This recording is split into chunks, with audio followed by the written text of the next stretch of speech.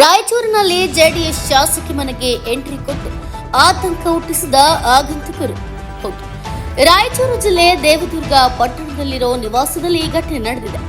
ಕರೆಮ್ಮ ನಾಯಕ್ ದೇವದುರ್ಗ ಕ್ಷೇತ್ರದ ಜೆಡಿಎಸ್ ಶಾಸಕಿ. ಇದೇ ಜನವರಿ 23ರ ರಾತ್ರಿ ನಡೆದ ಘಟನೆ ತಡವಾಗಿ ಬೆಳಕಿಗೆ ಬಂದಿದೆ. ಶಾಸಕಿ ಮನೆಯ ಕೂಗಳತೆ ದೂರದಲ್ಲಿ ಬೈಕ್ ನಿಲ್ಲಿಸಿ ಶಾಸಕಿ ಮನೆಗೆ ಹಿಂಬಾಗಿಲಿನಿಂದ ಎಂಟ್ರಿ ಕೊಟ್ಟ ಅಪರಿಚಿತ ಟೀಮ್. ಈ ವೇಳೆ ಅಕ್ಕಪಕ್ಕದವರು ಕೂಗಿದಾಗ ಅಪರಿಚಿತರು ಎಸ್ಕೇಪ್ ಆಗಿದ್ದಾರೆ. ಘಟನೆ ಬಳಿಕ ನಿನ್ನೆ ದೇವದುರ್ಗ ಪೊಲೀಸರಿಗೆ ಘಟನೆ ಬಗ್ಗೆ ಮಾಹಿತಿ ನೀಡಿದ್ದಾರೆ ಶಾಸಕಿ ಕರೆಮ್ಮ ನಾಯ್ಕ್. ಯಾಕೆ ಮನೆಗೆ ನುಗ್ಗಿದ್ದಾರೆ ಗೊತ್ತಿಲ್ಲ. ಈ ಬಗ್ಗೆ ಸೂಕ್ತ ಕ್ರಮ ಕೈಗೊಳ್ಳಿ ಅಂತ ಪೊಲೀಸರಿಗೆ ಸೂಚನೆ ನೀಡಿದ್ದಾರೆ. ದೇವದುರ್ಗ ಪೊಲೀಸ್ ಠಾಣಾ ವ್ಯಾಪ್ತಿಯಲ್ಲಿ ಘಟನೆ ನಡೆದಿದೆ. ಗ್ಯಾರಂಟಿ ವೀರನ್ಗೌಡ ರಾಯಚೂರು. ನಾನು ಅವತ್ತು ಸಂಜೆವರೆಗೆ ಎಲ್ಲ ಕಾರ್ಯಕ್ರಮಗಳು ಮುಗಿಸೋಣ ಮನೆಗೆ ಬಂದು ನಾನು ಮೇಲ್ ರೂಮ್ನಲ್ಲಿ ನಾನು ಮಲಗಿದಂಥ ಸಂದರ್ಭದಲ್ಲಿ ಯಾರೋ ರಾತ್ರಿ 11:30ರಿಂದ 12 ಗಂಟೆ ಒಳಗಡೆ ಒಬ್ಬರೇ 3 ಜನ ಅಪರಿಚಿತರು ಬಂದು ಕಿಟಕಿಯಲ್ಲಿ ನಿಂತಿದ್ರು ಅಂತೇಳಿ ನಮ್ಮ ಹುಡುಗರು ನನ್ನ ಜೊತೆಲಿರೋಂಥ ನಮ್ಮ ಮನೆಯವರೆಲ್ಲ ನೋಡಿ ಅವರು ತಕ್ಷಣವೇ ಪೊಲೀಸಿಗೆ ಇನ್ಫಾರ್ಮೇಷನ್ ಮಾಡ್ಯಾರ. ನಮ್ಮ ಪಿಯವರಿಗೆ ಇನ್ಫಾರ್ಮೇಷನ್ ಮಾಡ್ಯಾರ. ಅವರು ಕೂಡ 112 ಇನ್ಫಾರ್ಮೇಷನ್ ಮಾಡ್ಯಾರ.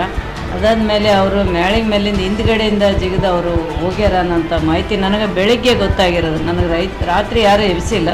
ಅದೇ ನಾನು ಯಾವಾಗಲೂ ಎಚ್ಚರಿಕೆ ಕೂಡ ಇರ್ತಿದ್ದೆ. ಆದರೆ ಅವತ್ತು ಯಾಕೆ ನಿದ್ದೆ ಬಂತು ಅಷ್ಟೊಂದು ಅಂತನಂಥದ್ದು ನನಗೂ ಕೂಡ ಡೌಟ್ ಅನಿಸ್ತು.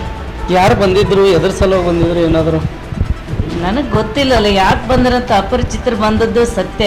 3 ಜನ ಅವರು ಬಂದು ಅವರು ನಾನು ಮಲಗಿದಂಥ ರೂಮಿನ ಕಿಟಕಿ ಪಕ್ಕದಲ್ಲಿ ಅವ್ರು ನಿಂತಾರಂತಂದ್ರೆ ಅವ್ರಿಗೆ ಯಾವ ರೀತಿ ಟಾರ್ಗೆಟ್ ಮಾಡ್ಯಾರ ಅನ್ನೋಂಥದ್ದು ನನಗೂ ಕೂಡ ಭಾಳ ಅನುಮಾನ ಮೂಡಕತ್ತದ. ಇದು ಕೆಲವೊಂದು ಸಲ ನಮ್ಮಲ್ಲೆಲ್ಲ ಈ ಥರ ಘಟನೆಗಳು ಸಾಮಾನ್ಯ ಜನರ ಮೇಲೆ ಕೂಡ ಆದಂಥದ್ದು, ಕಳ್ಳತನಗಳು ನಡೆಯೋದಂಥ ಗಮನಕ್ಕೆ ಬಂದ. ಯಾಕಂದರೆ ಹಾಸ್ಪಿಟ್ಲಲ್ಲಿ ಕೂಡ ಕಳ್ಳತನ ಆಯಿತು.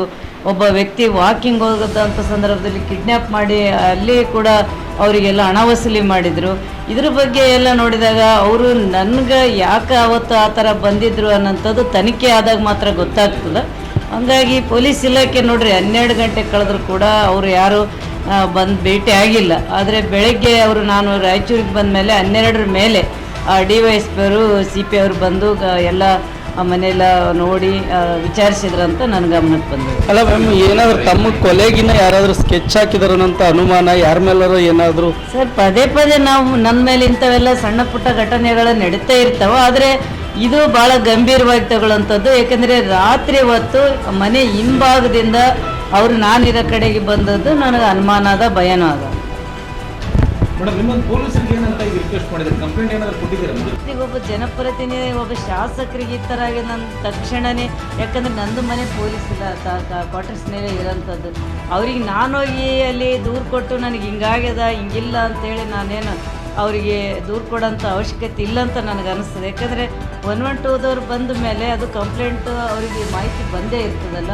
ಮತ್ತು CP ಅವ್ರಿಗೆ ಕೂಡ ಮಾತಾಡಿದಂಥ ಸಂದರ್ಭದಲ್ಲಿ ತಕ್ಷಣ ಅವ್ರು ಬರಬೇಕಾಗಿತ್ತು ಅನ್ನೋಂಥದ್ದು. ಯಾಕಂದರೆ ಅವ್ರು ಯಾಕೆ ನೆಗ್ಲಿಜೆನ್ಸ್ ಮಾಡ್ತಾರೆ ಅದ್ರ ಬಗ್ಗೆ ನನಗೆ ಗೊತ್ತಿಲ್ಲ. ಯಾಕಂದರೆ ನಾನೇ ಹೋಗಿ ಸ್ಟೇಷನಿಗೆ ದೂರು ಕೊಟ್ಟರೆ ಸಾಮಾನ್ಯ ಜನರು ಭಾಳ ಭಯಭೀತರಾಗ್ತಾರೆ. ಶಾಸಕರ ಮನೆಗೆ ಈ ಥರ ಹೋಗಿದ್ರ ಹಿಂಗಾಯ್ತು ಅಂತೇಳಿ ಅವರು ಒಂದು ಅನುಮಾನ ವ್ಯಕ್ತಪಡಿಸೋಂಥದ್ದು ಆಗಬಾರ್ದು. ಅದು ಪೊಲೀಸ್ ಇಲಾಖೆಗೆ ಬಿಡೋಣ. ಯಾಕಂದರೆ ನನಗೆ ದೇವದುರ್ಗ ಜನ ರಕ್ಷಣೆ ಮಾಡ್ಕೊಳ್ಳೋಂಥದ್ದಾದ ನನಗೇನು ಯಾವುದಕ್ಕೂ ಭಯಪಡೋದಿಲ್ಲ.